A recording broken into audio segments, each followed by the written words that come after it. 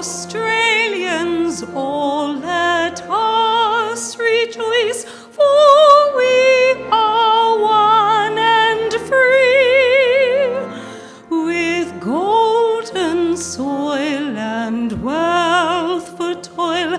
Our home is girt by sea. Our land abounds in nature's gifts of beauty rich and rare. In history's page let every stage advance Australia fair. In joyful streets and let us sing, advance Australia fair.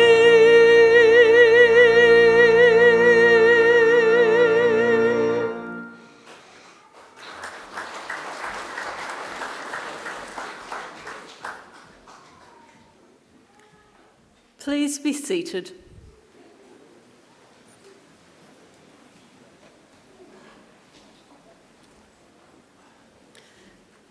Distinguished guests and graduates, I would like to invite Uncle Chris Tobin, representative of the Darug people, to offer the traditional acknowledgement of country.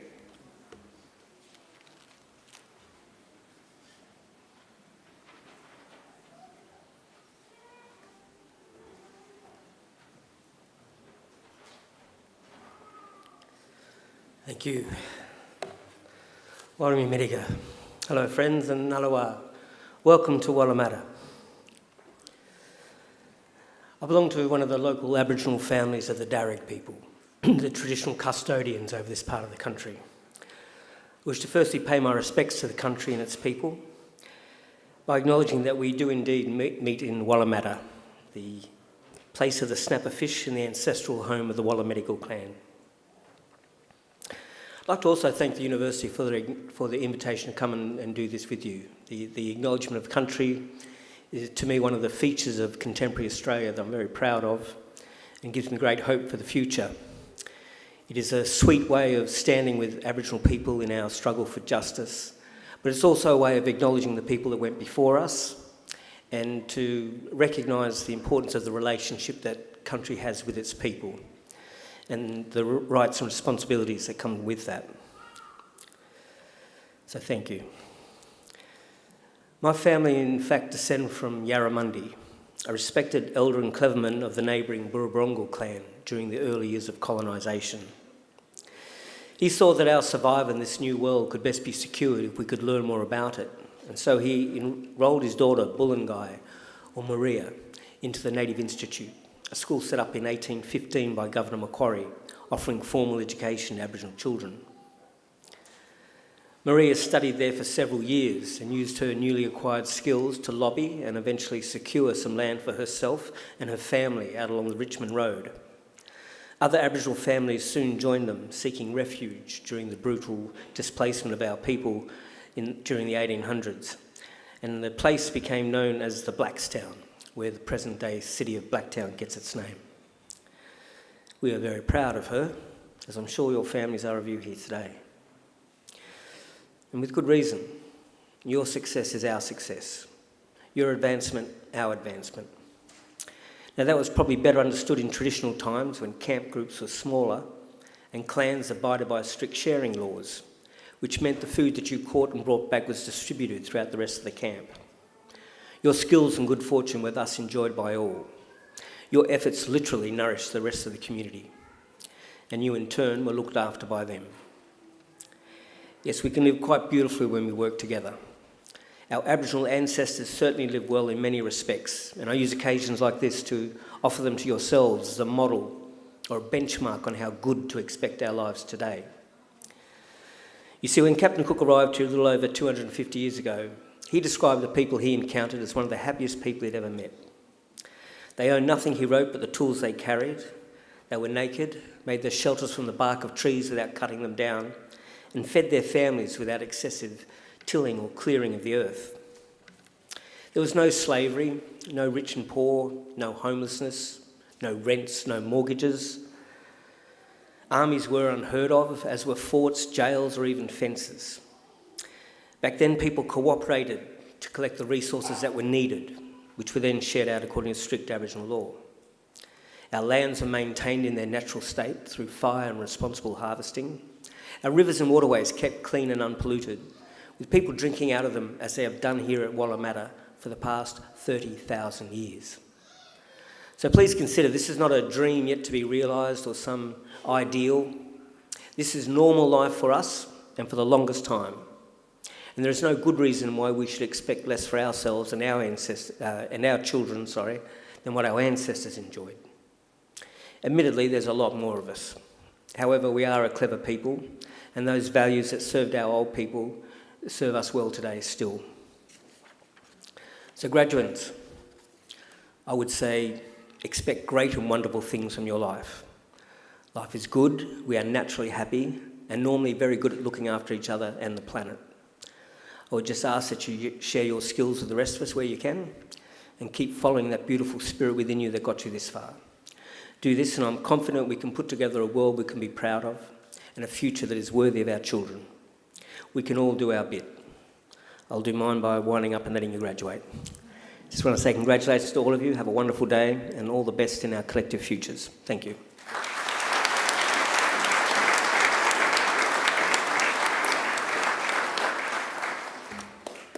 I'm pleased to introduce Deputy Vice-Chancellor Academic of Macquarie University, Professor Rawdon Wilkinson.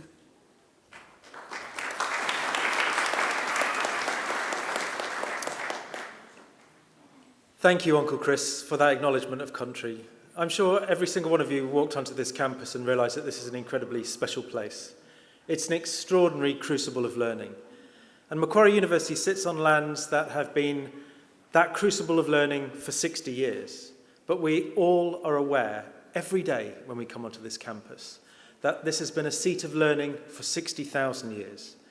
We feel very strongly that connection with country, and we thank Uncle Chris and other members of the Durham community for helping us with that custodianship as we as a university continue to thrive and transform the lives of those before us and those students who study with us. So thank you again, Uncle Chris. Distinguished guests, graduates, it is my pleasure to welcome you here today for the graduation ceremony. I bring with me a very special welcome from our Chancellor, our Vice-Chancellor, members of our University Council, the governing body of the university, along with their hearty congratulations to our graduates for what they have achieved. I extend that very special welcome to families and supporters of our graduates here today. The fact that you have been invited to share this special day is proof positive that you have played an important part in shaping the successes that we are here to celebrate. And you can hear this lovely sound in the background, but I'm particularly pleased to welcome younger members of our community here today. You're all especially welcome. At Macquarie, we believe that all celebrations are enhanced by the presence of children. You are, in fact, future Macquarie students, and we've got some application forms somewhere, I think, around.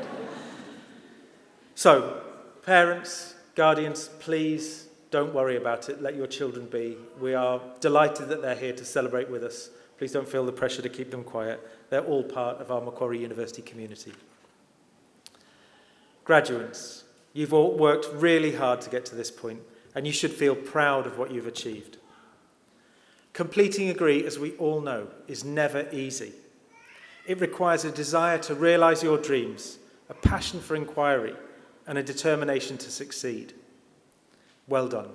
I'm so pleased to be able to congratulate each and every one of you. In many ways, today marks the end of one journey and the beginning of the next. This room is very much symbolic of that transition. You entered as graduates, eligible for your respective degrees. You leave as graduates, looking forward to futures of extraordinary possibility. It's worth dwelling on the journey that you've taken so far, what this beautiful room will mean to you, and what lies ahead. Each of you came to Macquarie with a unique set of hopes and dreams. Only you will know what those hopes and dreams were, and while those sat around you will have been animated by unique possibilities for the future, you all chose to come to Macquarie to help guide you on your way. Take a moment to look around at your peers. Think about the hopes and dreams you brought with you, and imagine what others brought with them. It is in this room that your individual aspirations come together to create an extraordinary force that will shape the future. And it is here that we will wish you well for what lies ahead. A little later in the ceremony, you'll come up on stage and receive your degree. Remember, the steps that you take as you walk across this stage represent the transition in phases of your life. Savour those steps. Don't be anxious or nervous. Enjoy them. They are as simple as crossing a platform from one train to the next. In this case, one that will soon depart on the next phase of your life. Shortly after you receive your degree, you'll come and stand with me in the centre of the stage and have your photograph taken. I'll shake your hand, greet you, congratulate you, and then you'll exit the stage this way. Please not by the steps here. Some of you will try and go down them, but please, this way on the stage. It is my hope, and that of my colleagues and everybody else in this room, that today is an extraordinarily special day, and we are delighted to be here to celebrate this memorable occasion with all of you. At its very best, a university education takes students on a mind-expanding journey during which time the horizons of life possibility are broadened to an extent that had not previously been imagined. This is what we provide at Macquarie. We offer an encounter with knowledge and its application that sets you up to succeed in life. The provision of such a transformational experience requires that we have first-rate educators, some of whom are behind me on the dais, passionate for and committed to the craft of education and the pursuit of understanding. But good teaching requires more than just good pedagogy. Without imagination and an appreciation of as yet unthought possibility, you would not be able to use what you have learnt and translate it into positive change for yourselves and society. As the late science fiction writer Ursula Le Guin put it, imagination is the single most useful tool humanity possesses. All of us have to learn how to invent our lives, make them up, imagine them. We need to be taught these skills. We need guides to show us how. Without them, others get to make our lives up for us. It is this capacity to teach wisdom through the encouragement of imagination that is a hallmark of educational excellence and a Macquarie advantage. It is our way of multiplying your potential. It goes without saying that we pride ourselves on the quality of the education you've received, the support and facilities we provide, and the community we have all built. The transformative effect of a Macquarie education on your lives is matched by the transformation of our own institution in the 60 years since we were established, and in the transformative effects that we as a community have had and will continue to have on the world in which we live. We are a thoroughly modern university, forward-thinking and boundless in our ambition, and we are all agents in that endeavour. It is an exciting time for Macquarie University. As you will, I'm sure, have noticed, we're nearing the completion of the development of our physical campus. And what an extraordinarily beautiful place it is. I think it's by far the most beautiful campus in Australia, if not many parts of the world. I hope you all take time before you leave to immerse yourselves in our glorious surrounds, as well as to take advantage of our wonderful facilities. While we are always looking to transform understandings of the world and the way we convey that knowledge, the things that we value about Macquarie will never change. The warmth, friendliness, inclusivity and compassion that are hallmarks of our university will endure. This is who we are, and it will continue to be so. Remember, you will always be welcome here and forever part of our community. More than 234,000 people have graduated from Macquarie University. over 23,000 in this hall since it was completed. We count among our global alumni graduates from more than 150 countries. We are, as our Vice-Chancellor puts it, distinctly Australian and thoroughly global. We will always be a leader in education and in the accumulation of wisdom, knowledge and understanding. However, our collective journey is about building community, where we have shared values, things in common, and care about each other, even when our points of view diverge. In just a few minutes, it will be my very great honour to confer the degrees upon you for which you have earned and welcome you as lifelong members of that community we proudly call Macquarie University. Before I do that, let me first introduce our occasional speaker for today. It's my great pleasure to introduce Dr. Shane Oliver. Shane is a Macquarie graduate. In fact, he's a lifetime Macquarie graduate, having done all of his degrees here with us. Shane joined AMP in 1984, becoming the chief economist in 1994, and is now chief economist and head of investment strategy at AMP. Shane has extensive experience analysing economic and investment cycles and what current positioning means for the return potential for different asset classes, such as shares, bonds, property and infrastructure. Shane is a regular media commentator on economic and investment market issues and engages regularly with investors at public events and forums. Shane graduated with a PhD from Macquarie in 1992, focused on the validity of the efficient market hypothesis and asset price bubbles. Be an interesting conversation about Bitcoin you can have with Shane afterwards, I think. Shane also enjoys boating, garden rearrangement, something he shares with my dog, fantasy novels, pop music, particularly Elvis, Burt Bacharach, the Beatles, the Beach Boys, the Pet Shop Boys, Kylie, and you're a Swiftie as well. Shane is also married with 2 children. Let me get out of the way and bring Shane up to the podium to speak with you this afternoon. Shane.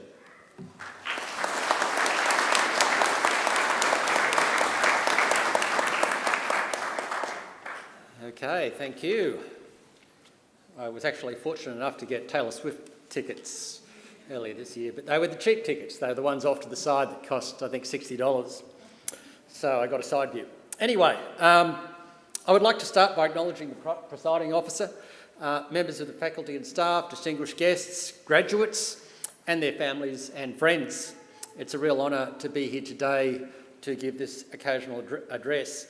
As I reflect on my own graduations, I had 2, the first one back in 1983 and then with a doctorate in 1992, I know it's a big day. It's a really big day. It represents the culmination of many years of learning, and in particular, the culmination of a period of intense learning at Macquarie University. It's a time of transition for many of you from studying full-time to applying the benefits of that study. And it's a time to be extremely proud of. I know I was, although I didn't realise it to the full extent at the time, but looking back I certainly do, and I know my family and friends were.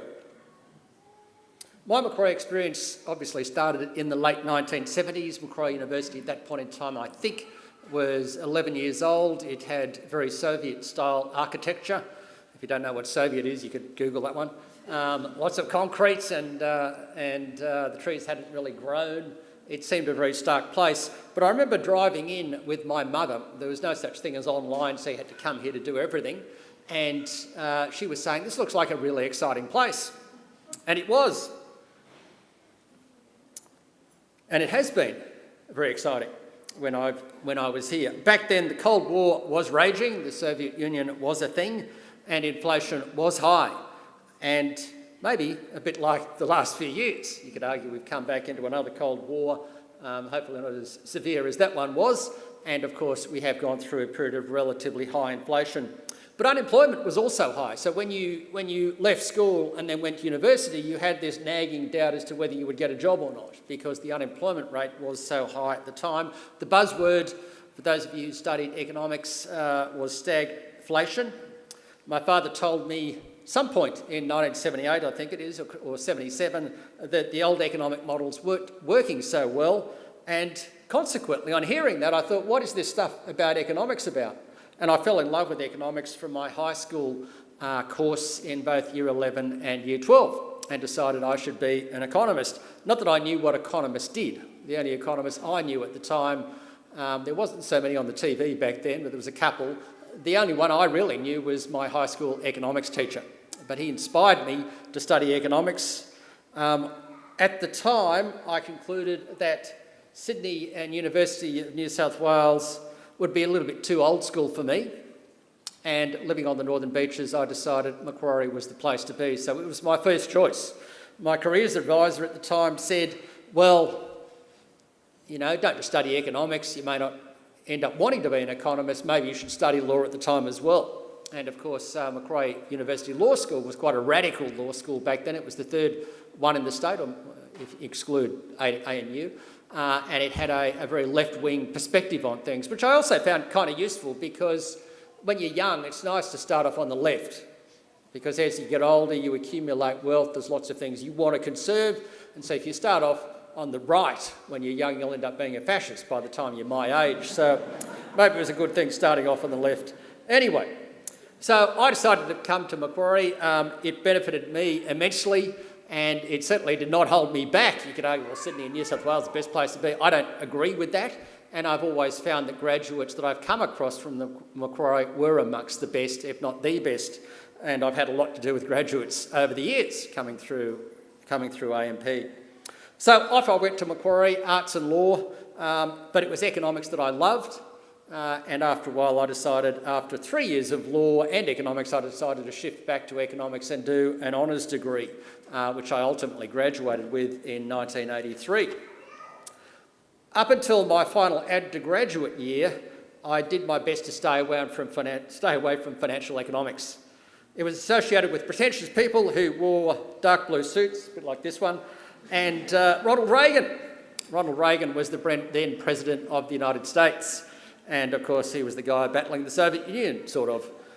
And I hated the guy. As I said, I was on the left, he was on the right. As years have gone by, I've kind of concluded that Ronald Reagan was probably one of America's best presidents, because he implemented economic reforms and got the US economy going again. If you look at that period, they, like we, had a really tough time in the 1970s with stagflation. Anyway, as I said, I'd probably rate him as one of the best, although you could argue that that's kind of easy now when you've got people like Trump, which is kind of difficult for me, because if I take my hair off and I comb it a certain way, my son keeps making this joke that I'll look like Donald Trump. Except this is my hair. I haven't had one of those things where you pull the scalp over, or whatever it is, if you watch The Graduate. Not The Graduate, The Apprentice, the TV show, the film that's just come out. Anyway, maybe worth watching that. But anyway, but I had the good fortune of being paired up with an incredible monetary and financial economist in the form of Professor D. Johannes Jutner for my honours year thesis and supervisor. And once that was done, he encouraged me to do a master's, which was later converted into a PhD. And of course, by the time I ended up finishing, many years had gone by and I was well into my career in the financial industry. And the thing was that even though University of Sydney and New South Wales were meant to be the best, the funny thing is that Professor Jutner was the guy writing the books on finance and monetary economics at the time. All the textbooks were his, whether you did monetary economics or international financial economics. I reckon he and I were the odd couple. He had a clipped German accent. He'd come to Australia from Germany in 1971. He wore a bow tie and when giving lectures, and he was always on time. By contrast, I wore shorts, thongs, flip-flops, and Hawaiian shirts, and was always late. I remember one occasion when I was doing my master's, which then became the PhD, he actually asked me, could I drive him to pick up his car, which was getting serviced at the time. We go and get in the car, and I'm wearing my flip-flops, thongs, and he says, it's very dangerous to drive with those things on. So I just took them off, and off we proceeded. Anyway, he provided the inspiration to get into investment world, and I benefited from that immensely. It's amazing how these people influence you through your life. You don't realise it till a little bit later. what a big influence these people have in particular. When I started my career in 1984 and my progress slowed, which it did, you know, you leave university, different world, lots of other things, I got a girlfriend and blah, blah, blah. I remember one day I was walking down the beach with my girlfriend and he comes past and then starts jogging backwards. I don't know how he recognised me from behind wearing my surfy gear and what have you. And he says, "Mr. Oliver, you need to give me a call and we've got to finish off the PhD." And of course I did, and we did finish it. He had a saying, if you start something and it's worth doing, then it's worth finishing. So I did. When it seemed academic, it did seem academic at the time. The subject of my thesis, as you would have heard earlier, was around speculative manias, behavioural finance and investment bubbles. It served me well because we were coming into a time where the finance sector really took off. And we then had the 87 crash. Share market went from up here to 50% lower in a very short space of time. And to try and explain that from the point of view of the efficient market hypothesis, if any of you have ever studied that, was nigh on impossible. And then, of course, we've had the tech boom and bust and the GFC and all those sorts of events along the way. So studying those things way back then actually served me very well. And I still use a lot of the analysis that I set up. In fact, I was just talking about valuing residential property as the discounted value of future rents and how it's very hard to say residential property, Australian housing is fair valued at present. Anyway, so that was incredibly valuable to me. And so, many of you are coming into, or some of you might be going back into the world of working full-time. This is very different to study at university, but I would like to say 7 things. First of all, some of you may think that it's so different, you may feel like you're starting all over again. I know my daughter, when she started her career, felt it was a bit like that. It was a bit like starting in high school and then starting at university. You're doing the whole thing all over again. But I've often heard the cynical joke about some university study, and it goes something like this: just as well that she is studying philosophy because she will be able to get a job at the philosophy factory opening down the road. And that's, I guess, having a go at, academia. But I think the joke misses the point. The whole point of key aspects of university is to give you analytical skills, understanding and insights. They have really made the difference in my career, and that's what I got most out of my time at Macquarie University. Secondly, try and find something you love doing. I've managed to do that by combining economics and investing and helping investors, so my job effectively is like my hobby, which can be a bad thing because it's often a bit hard to turn off. You know, you're still going Friday night or Saturday morning or something. So you've got to make sure you turn off and have a break at points in time, but try and find something you really love doing. Thirdly, think about what works for you. I concluded very early on that I did not want to be a CEO. I didn't want the stress that went with that, so I didn't bother pursuing a role like being a CEO. Fourthly, when you have a bright idea, it's best to try and do it now. Do It Now is actually a song. There's a guy called Paul McCartney. If you don't know, he was in the Beatles. He toured Australia last year. In fact, I saw him at Eastern Suburbs, whatever the football stadium, I think it was. He went for 3 hours. Taylor Swift went for 3 hours, equally impressive. He was 82 and I think she's 34 or something like that. She was born in 1989. It was the first album I got into of Taylor Swift was 1989, believe it or not. Anyway, he had this song called Do It Now, if you look up Paul McCartney's songs, and it was actually motivated by his father saying to him when he was a kid, do it now. And he explains it along the lines that when you're on a run, you're writing a song like Band on the Run or Hey Jude or something like that, it's best to try and finish it off, because if you say, I'll come back to it the next day, you often forget where you were at and it takes a whole lot longer.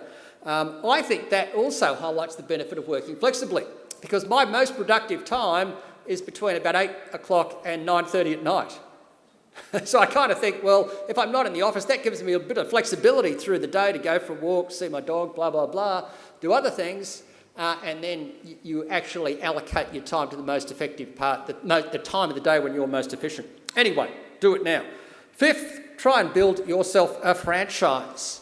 A little bit of something or other where you're known as the expert. Many, many years ago, someone came up with the idea that I come out with a publication called Oliver's Insights. The person was in public affairs, I didn't come up with that title. It was probably a little bit too egotistical for me. But anyway, that's the title. You can Google it somewhere if you want to. And it gave me a bit of a franchise. It protected me through the tough times at AMP. And there's been a lot of those tough times, as I'll come on to in a moment. So try and build yourself a little bit of a franchise, and you can therefore grow your expertise within that. Sixthly, consider more postgrad learning. This is not necessarily the end of it. I did a PhD because I wanted to learn some more. I also wanted to give me an extra option.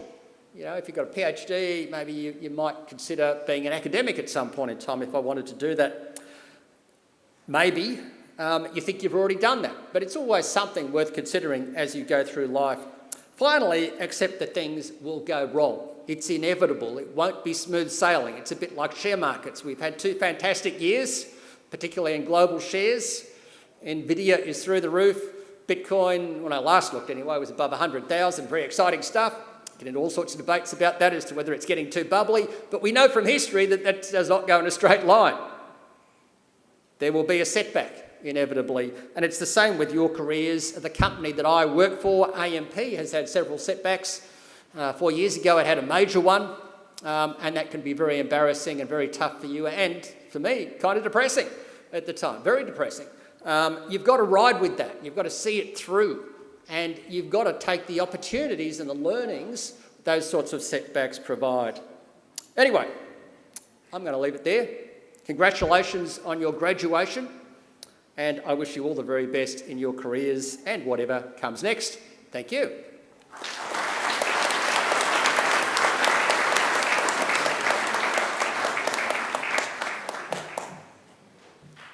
Thank you, Shane, for those wonderful words. I think there are 3 things in there that certainly resonate for me, and I'm sure there are many things in there that resonate for you. I think connecting passion and pursuit is really important, and Shane clearly laid that out. I think also just remembering that thirst for curiosity really drives forward careers. And that idea that life won't be smooth sailing, but you guys will all thrive and succeed. I know that. So thank you very much. Please join me in thanking Shane once more.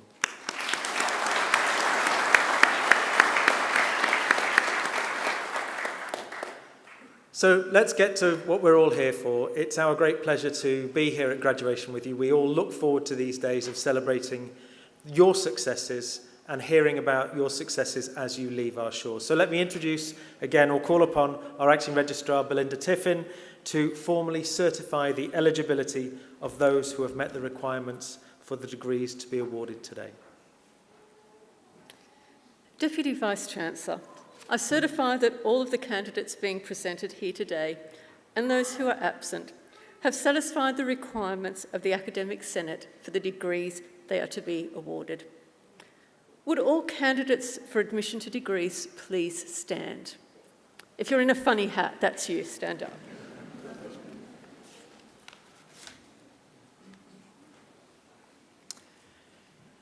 In the name of Macquarie University Council and my authority delegated by the Council, I admit each of you present here today, and also those who are unable to join us, to the degrees for which you have qualified. Many congratulations.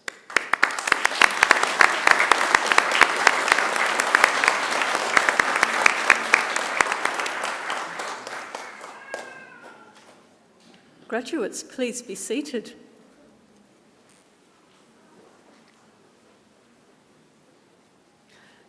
Deputy Vice-Chancellor, the graduates at this ceremony are from the Macquarie Business School. I now call on Professor John Romulus, Head of the Department of Economics at the Macquarie Business School, to present the graduates.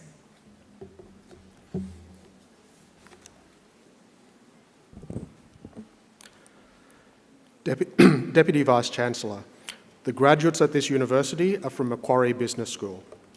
Macquarie Business School represents the modern vision of the long and storied history at this university of teaching the next generation of leaders in the fields of economics, finance, actuarial studies, business analytics, marketing, management, and accounting.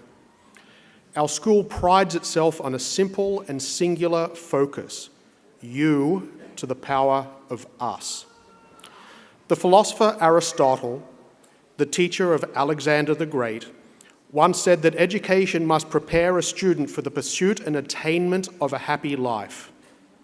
For Aristotle, personal fulfillment only came when one was thrust into challenge and, through adversity, achieved one's highest potential. At Macquarie Business School, our mission is to empower you by challenging you to reach for your potential. We develop both skill and wisdom.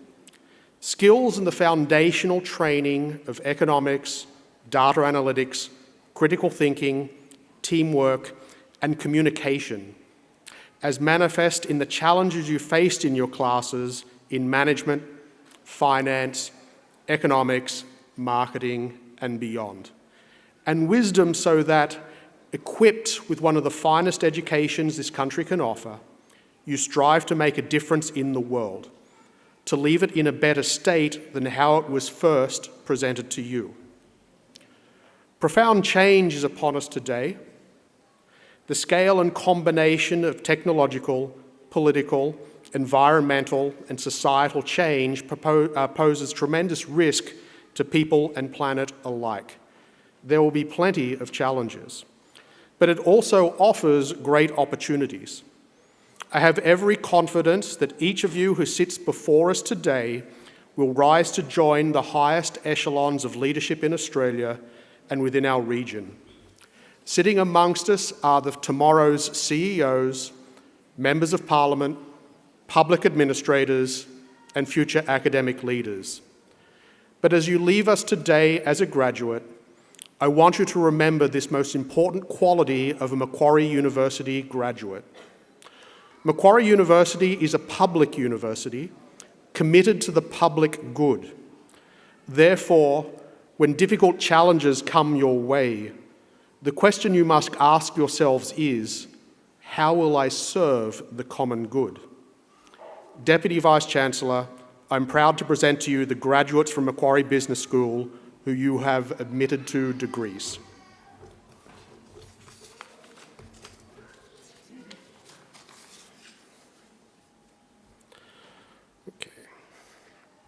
I present graduates admitted to the degree of Diploma of Business. Vorliak Chia.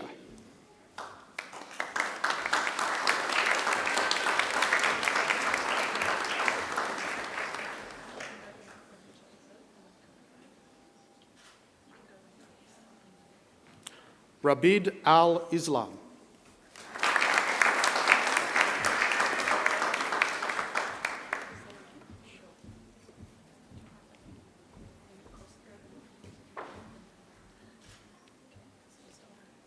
Jennifer Sher.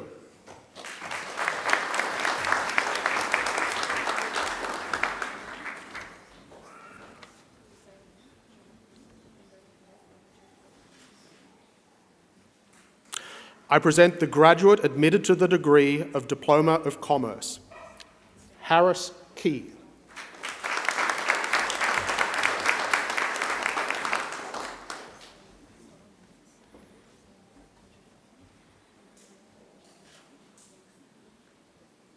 I present the graduate admitted to the degree of Bachelor of Applied Finance and Bachelor of Professional Accounting, Ryan Pascoe.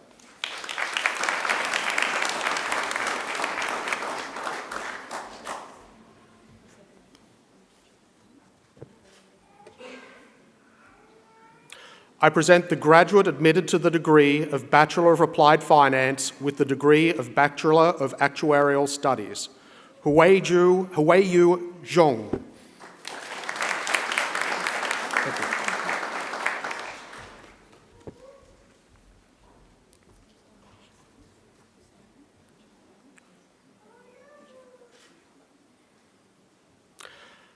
I present the graduate admitted to the degree of Bachelor of Applied Finance with the degree of Bachelor of Commerce, Professional Accounting, Xiaoyan Ouyang.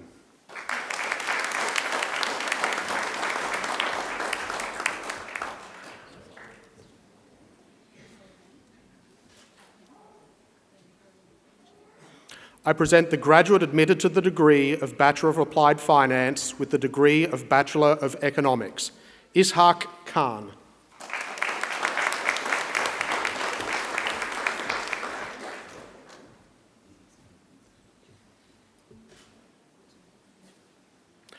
I present the graduate admitted to the degree of Bachelor of Arts and Bachelor of Commerce, Aman Naqvi.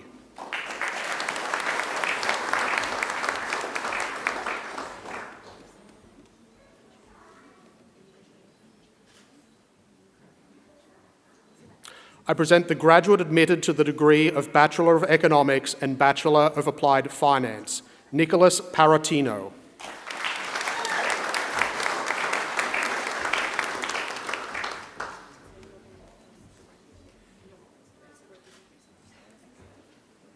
I present the graduate admitted to the degree of Bachelor of Economics and Bachelor of Business Analytics, Anne Cow.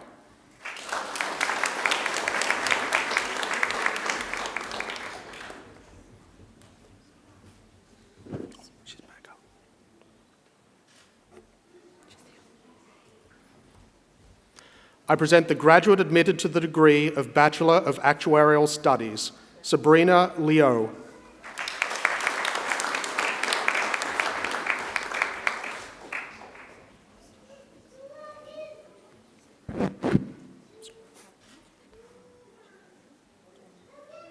I present the graduate admitted to the degree of Bachelor of Applied Finance, Lawrence Gullifer.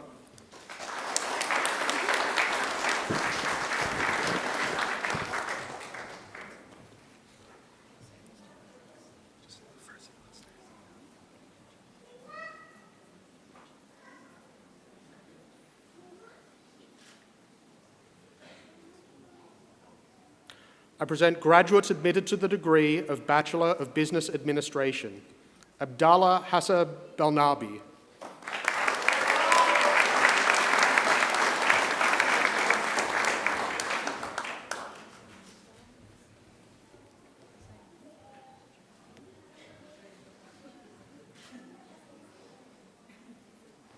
Min Soon Kang.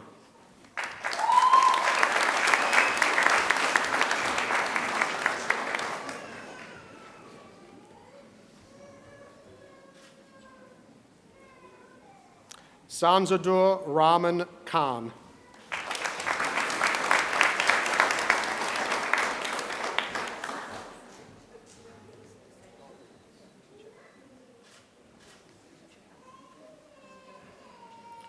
Bakhus Nujame.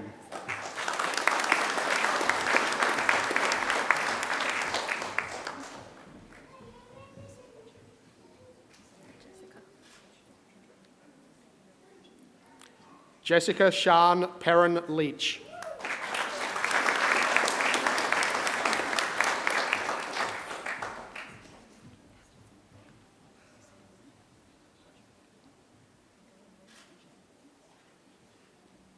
Caitlin Crystal May Schramko.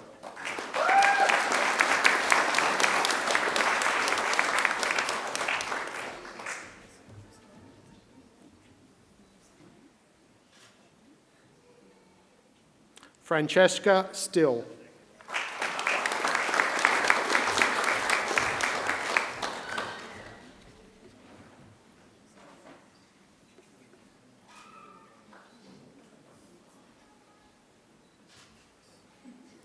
I present the graduate admitted to the degree of Bachelor of Business Analytics, Dylan Surin.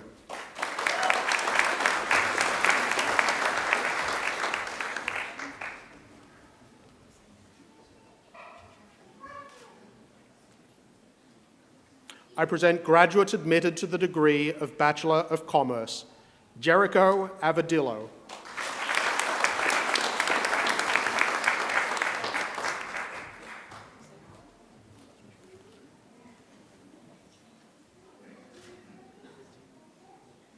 Tamulin Batsaikan.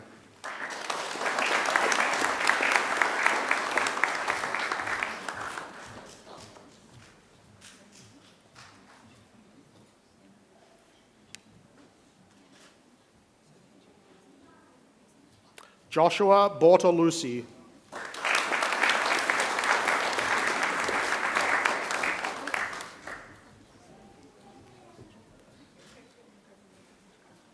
Chantel Brillantes.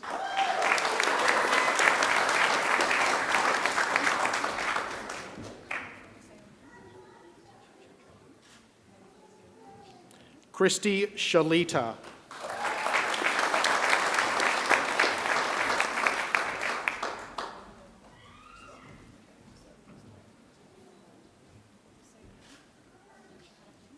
Jolna Shami.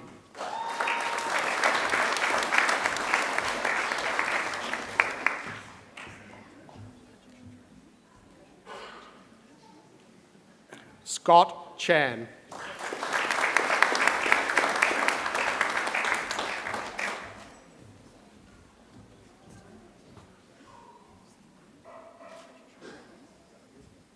Jonathan Chun.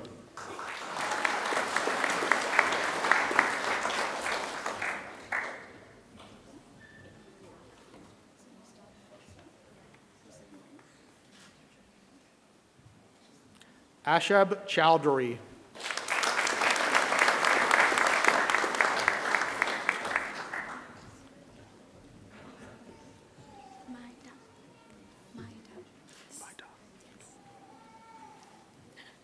My dog.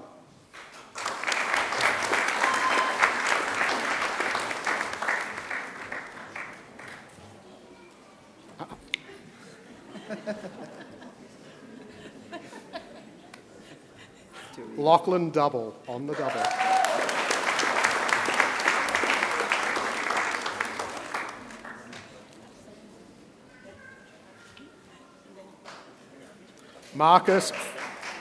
Marcus Fung.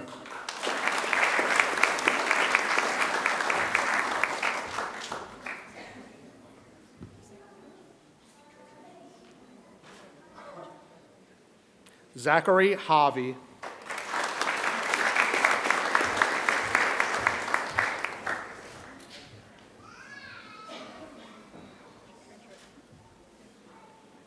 Iden Jackson.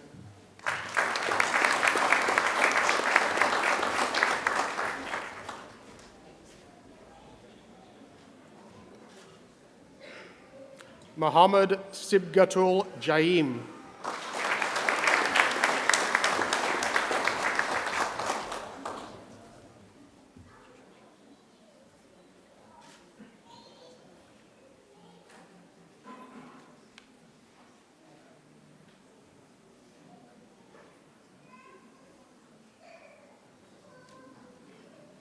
Rico Junius.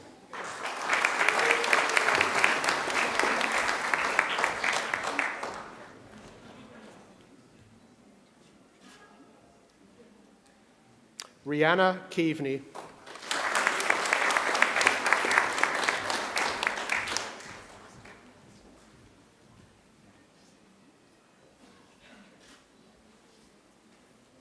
Norman Lee.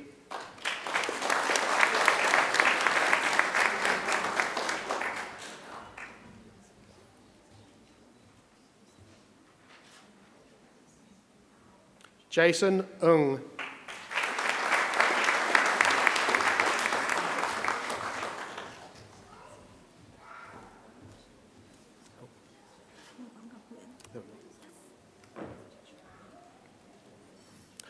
Nago Bal Nok Nwin.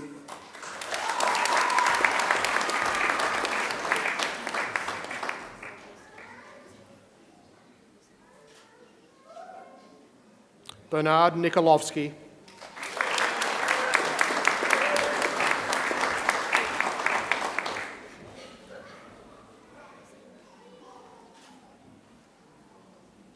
Timothy Pung.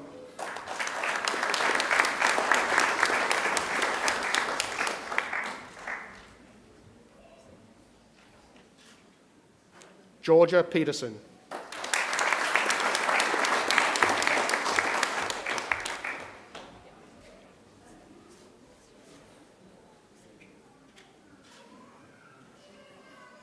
Jasmine Ryan.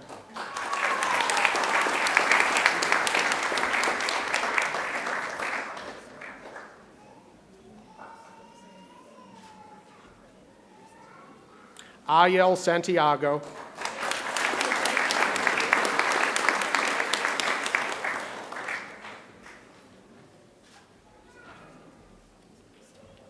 Gautam Singh.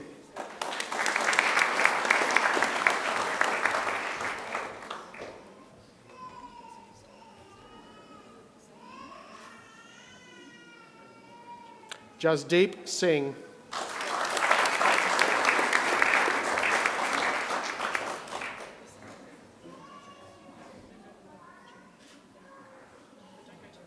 Rowan Trivedi.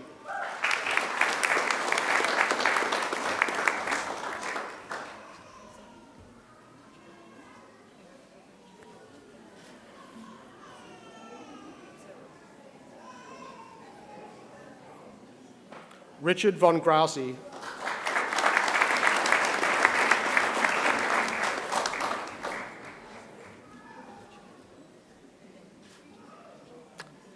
Sarah Roth.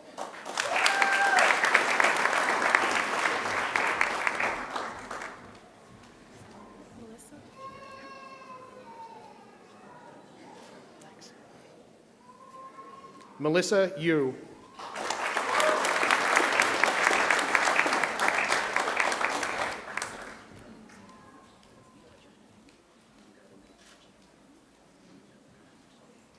Junying Zhou.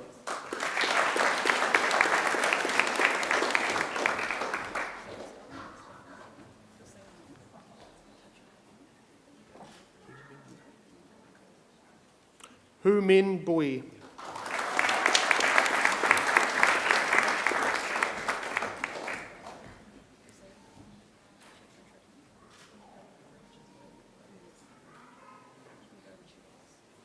Leon Ka-Kay.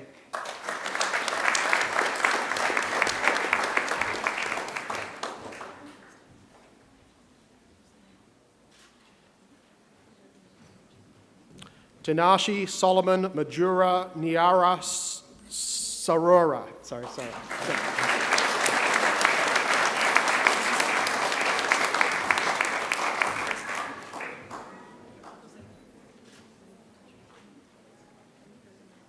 Samantha Jarrick.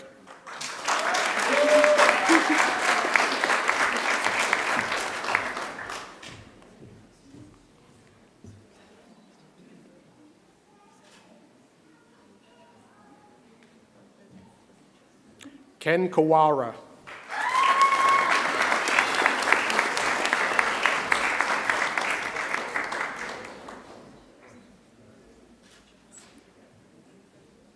Su-Min Lee.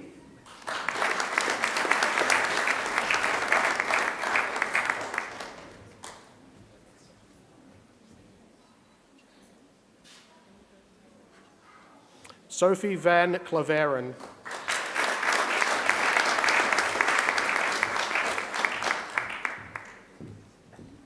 Oops. I present graduates admitted to the degree of Bachelor of Professional Accounting. Isaac Adam.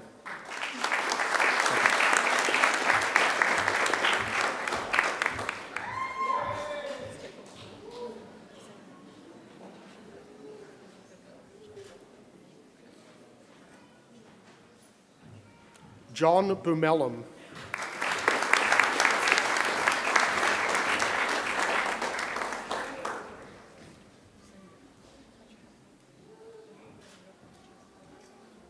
Patrick Katindig.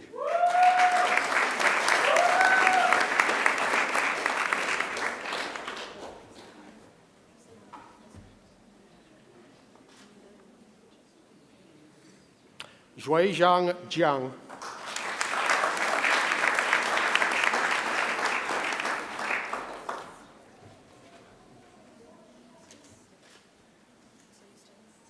Junghua Haley Kim.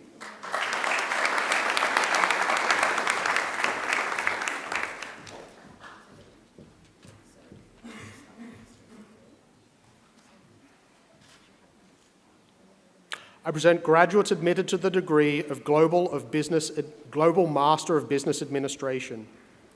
Vivian Barrow Sarmiento.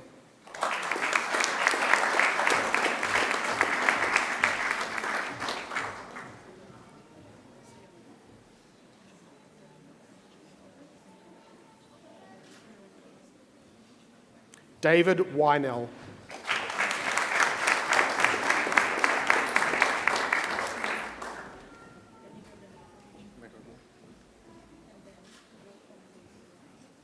I present graduates admitted to the degree of Master of Accounting, Marabal Alam.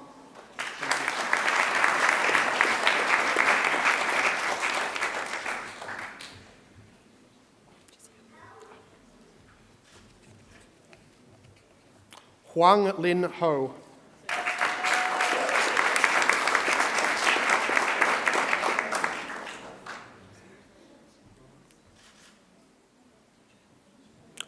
Yush Malu.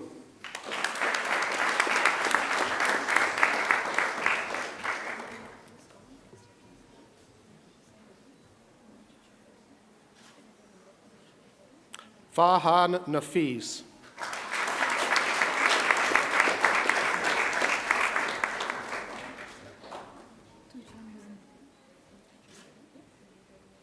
Tu Trung Nguyen.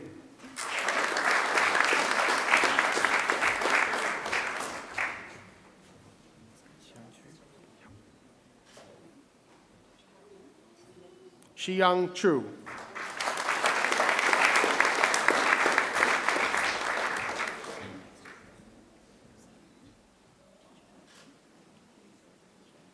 Prashant Rangaswamy.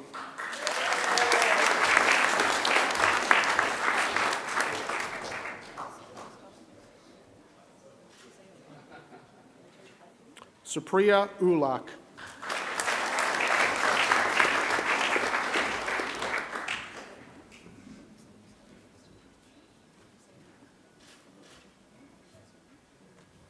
I present graduates admitted to the degree of Master of Applied Finance, Philippe Undrick.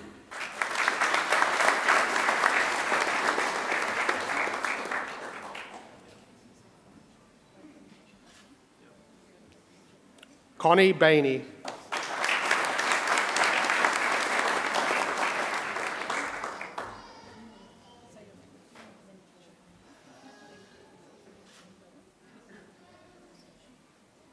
Jack Hondros.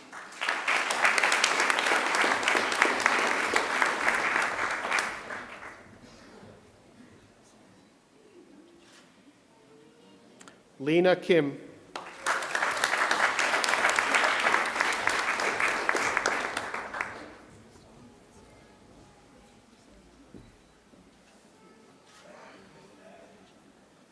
Jonathan Ma.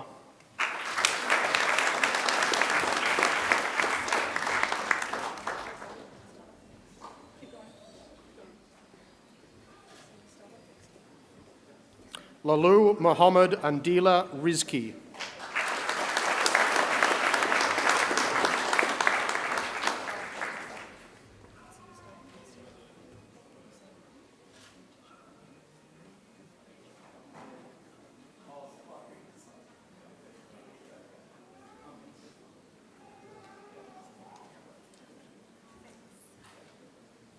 Jack Wang.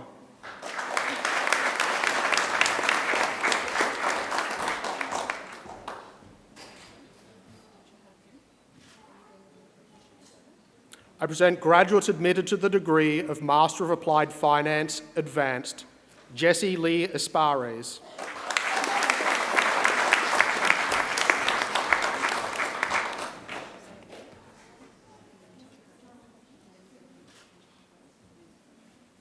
Harshul Kumar.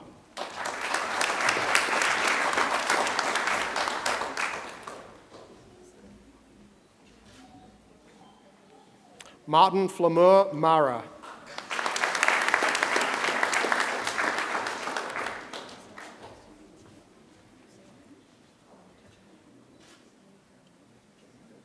Joshua Marvin.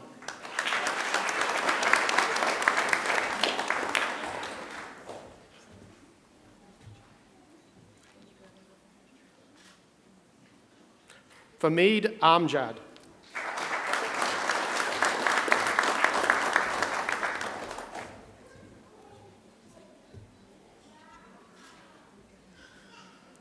Rachel Rodriguez.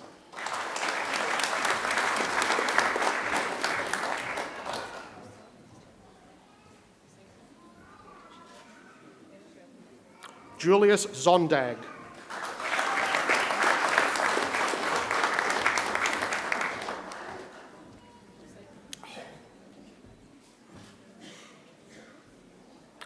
I present graduates admitted to the degree of Master of Business Administration. Clinton Alva.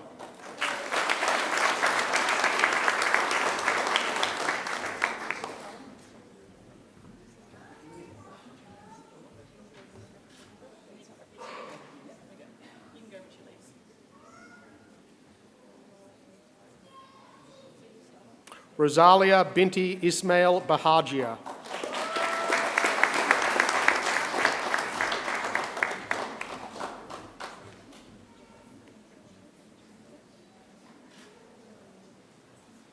Hamid Reza Bakhtiari.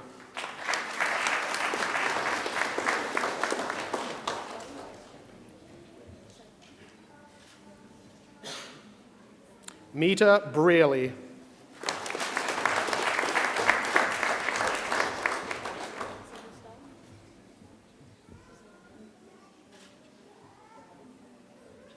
Recipient of the Macquarie University Award for Academic Excellence, Danhelson Chua.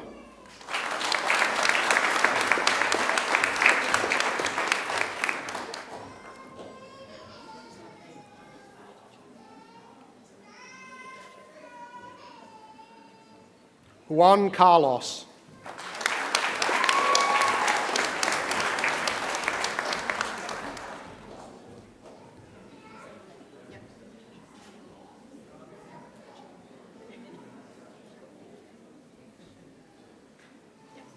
Veronica Denise Gonzalez Perez.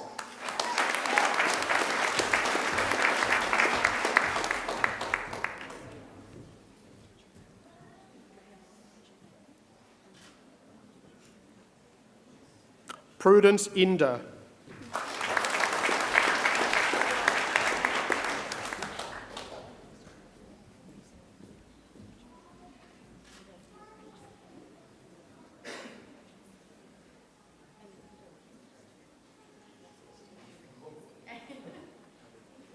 Ayush Jain.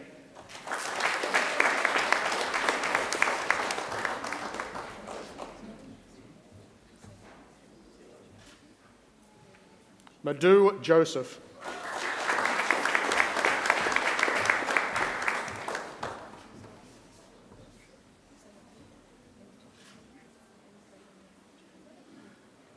Ian Kay.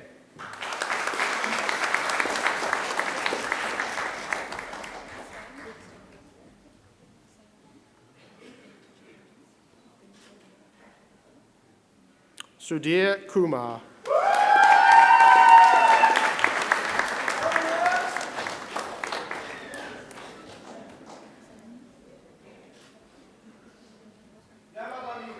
Jessica Loader.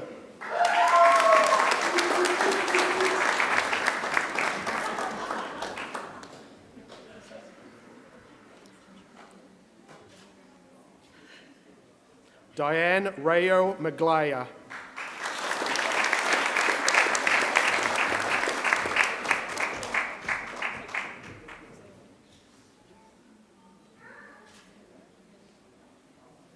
Zinnia Mandal.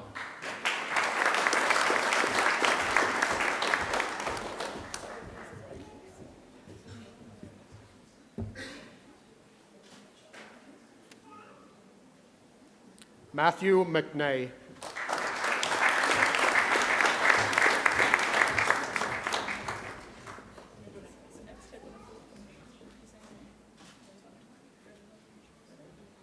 Rosalina Murajalian.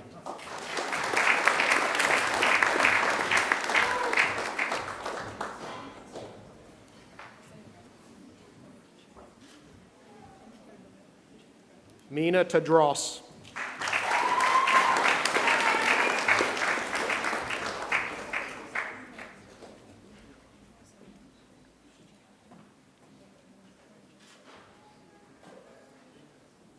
Serena Ta'ay.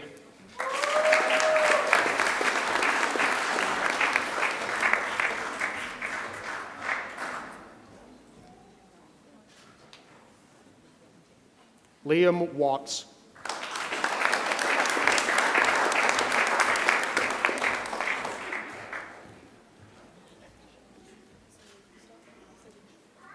Mackenzie Willis.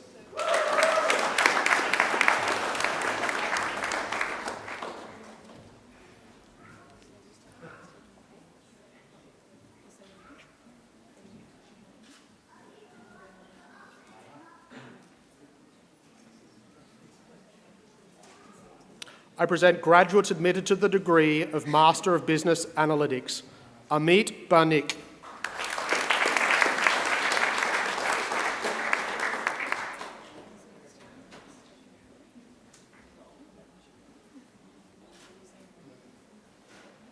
Z. Shanaddin Khan.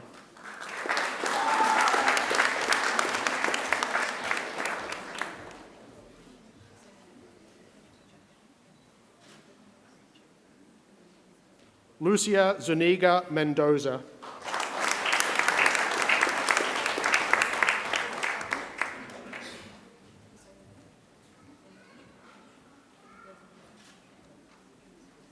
I present graduates admitted to the degree of Master of Commerce, Tamima Afroz.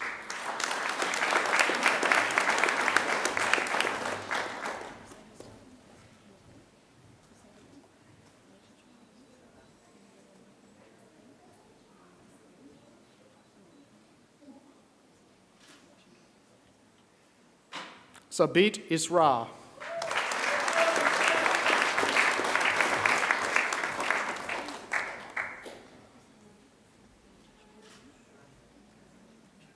Logesh Anand Muruganandan.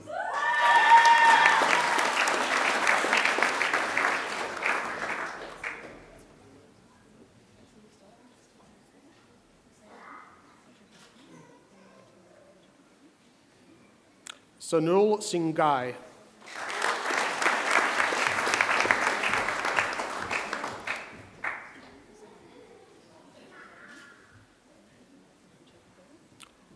Malsumi Sukha.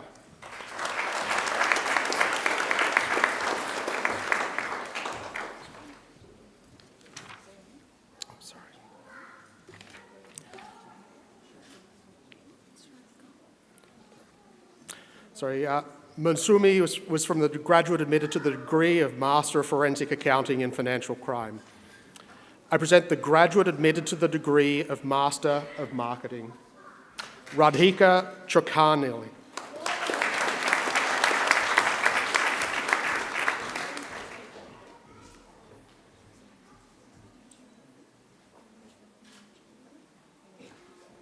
I present graduates admitted to the degree of Master of Professional Accounting, Chu Chu.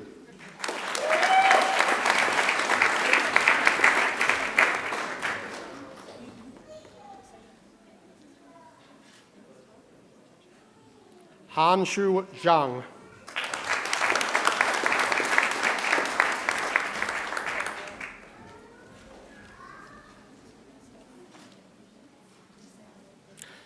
Deputy Vice-Chancellor, a higher degree by research is awarded to a graduate who has successfully completed a program of study in which the defining characteristic is research. Our Master of Research is a 2-year full-time equivalent research training degree consisting of research-based coursework, postgraduate research training, and a major research project. Graduates are focused on a specific research topic to produce a thesis of up to 20,000 words in preparation to a doctoral degree. I present the graduate admitted to the degree of Master of Research, Lisa Teal.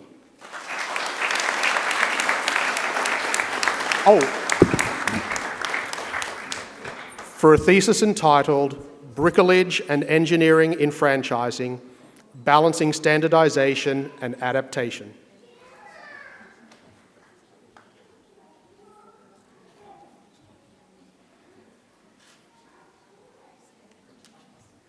The Doctor of Philosophy is awarded to graduates who have demonstrated the capacity to conduct research independently by forming a distinct contribution to the knowledge of the subject and to afford evidence of coherence and originality shown either by the discovery of new facts or by the exercise of independent critical power.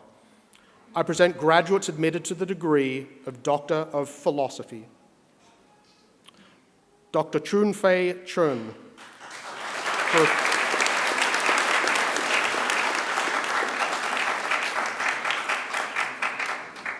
For a thesis entitled, The Role of Uncertainty in Health Technology Assessment in Australia.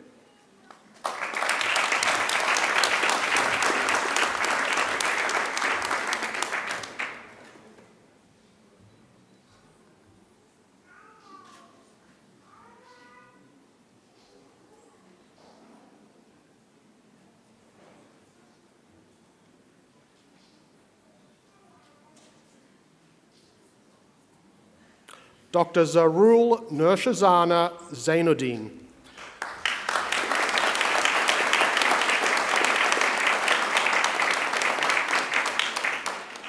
For a thesis entitled, A Critical Reflection of Modern Slavery Disclosure Legislation, Supply Chain Practice and Reporting.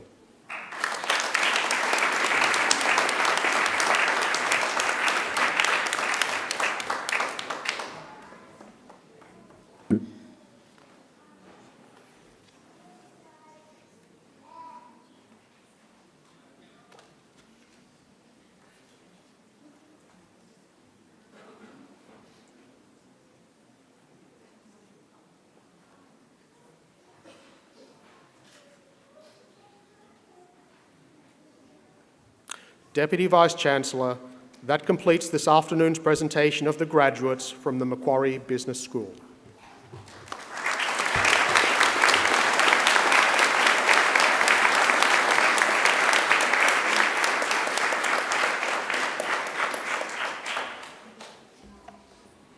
Deputy Vice-Chancellor, I call on Jack Wong, who graduated with a Master of Applied Finance, to speak on behalf of the graduating group. Jack.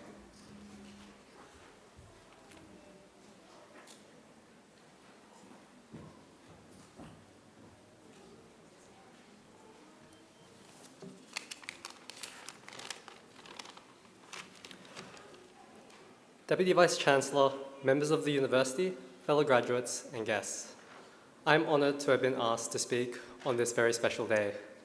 To start, I'd like to thank our family and friends for their patience and their support. I would also like to thank Macquarie University staff for answering all of our questions. And believe me, some of my lecturers got a real taste of that. And finally, I'd like to thank my fellow graduates for all their hard work and sacrifices to be here today. So who here started their degree to change careers?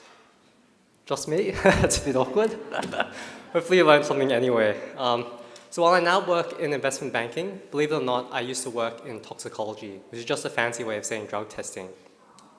As you may be aware, investment banking is incredibly competitive. The first banker I ever spoke with effectively told me it would be impossible for me to break in as I didn't have relevant experience. However, after many months of constant rejection, it finally happened, and I hope to share what I've learned along the way. While changing careers can be quite intimidating, have confidence in yourself, as you have already done the work. I mean, we're all here today, right? What you have learned is not irrelevant outside the classroom.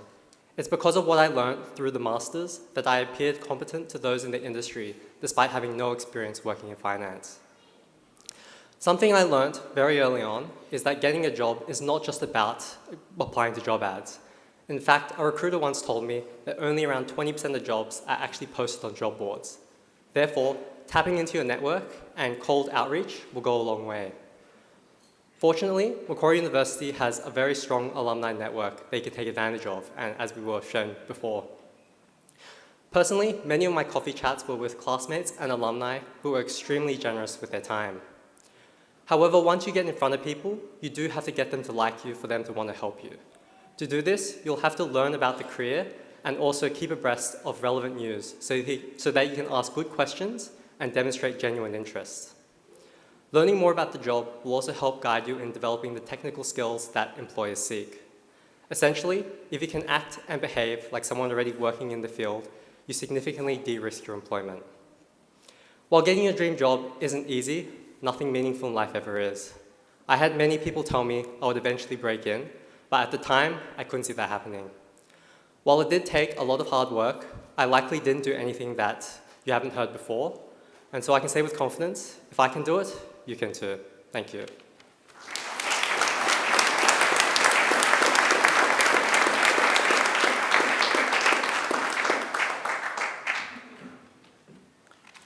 Thank you, Jack, for your perseverance and determination. I think there's something in what you said for all of us. Congratulations again.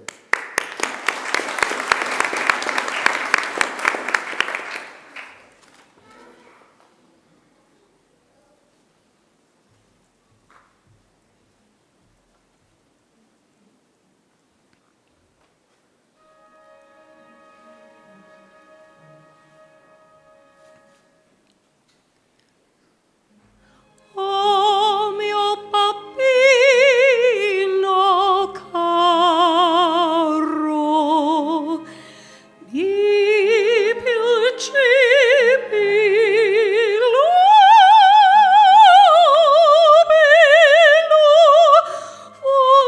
voltare porto rossa a comperra l'anello.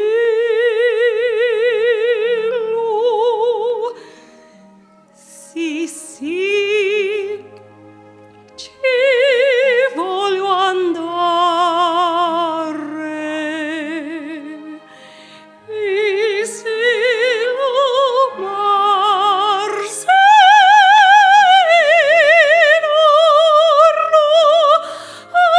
attraverso il ponte vecchio, ma per portarmi in Arno è stretto e me tormento. O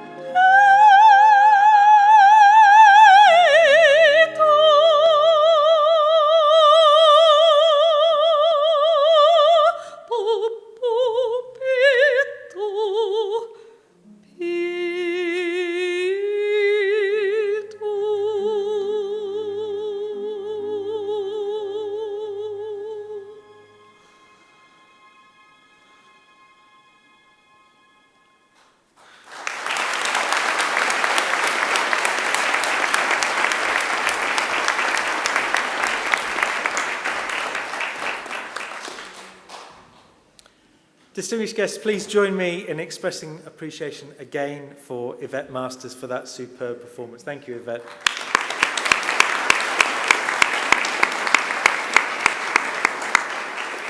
I have a few more thank yous that I'd like to ask you to express your gratitude for, please. I'd like to thank our musicians, Heather, Mo and Boyd, and on the Chinese Traverse flute, Chai Ching Ying.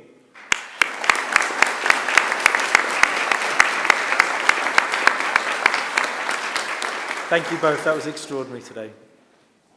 I'd also like to take this opportunity to acknowledge our alumni community who generously give their time to help out at graduation ceremonies. They are peppered throughout the room. I'd just like them to stand so we can show our appreciation for you. Thank you all.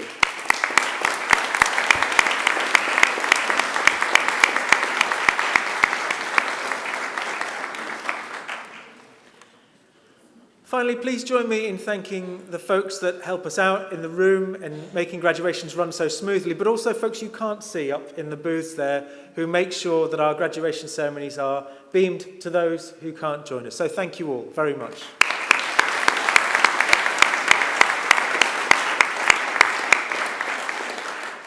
Graduates, you have now all crossed the proverbial platform and your relationship with the university has evolved from student to graduate and now alumnus. It is, however, far from the end of your association with us.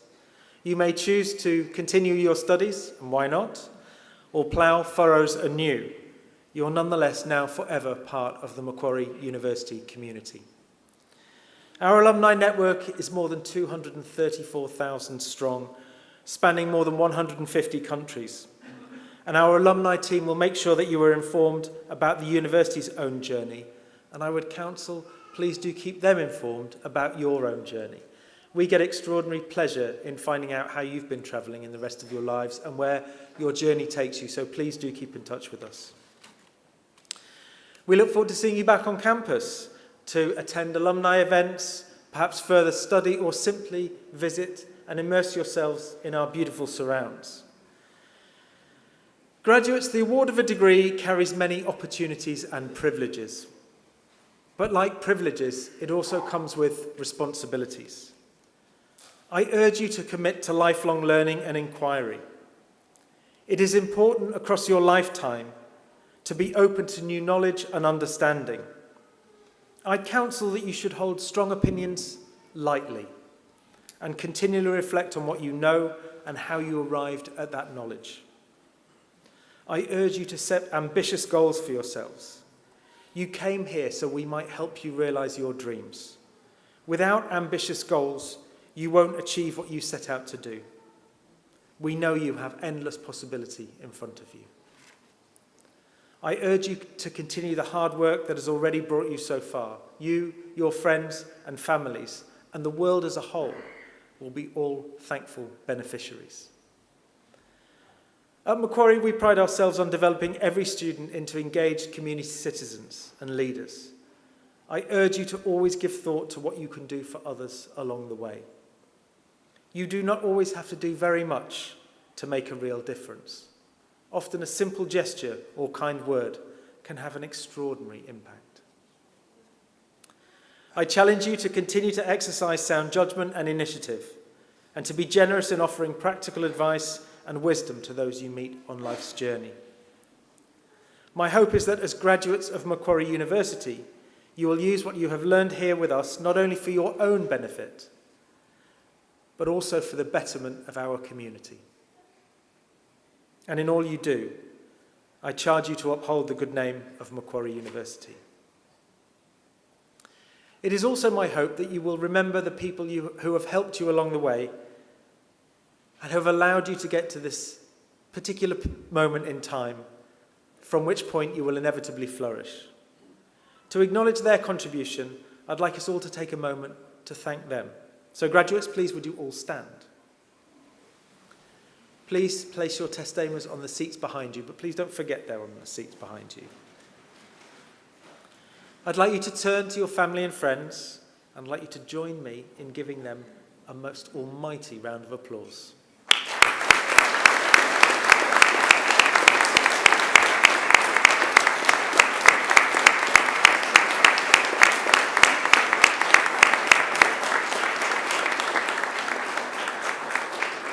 If you can please turn to face the front, but please don't sit down yet. Behind me are some of my extraordinary colleagues. I'd like you also to join me in a round of applause, thanking them for their help.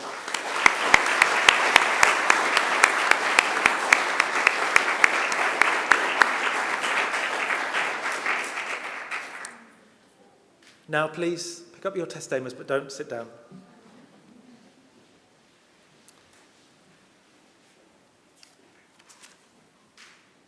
Soon I'll be leading the official party out of the graduation hall, followed by the graduates. As we do, our organist Heather will play the traditional recessional music of graduation that's been played at ceremonies like these for centuries. Now can I ask everybody to stand, please?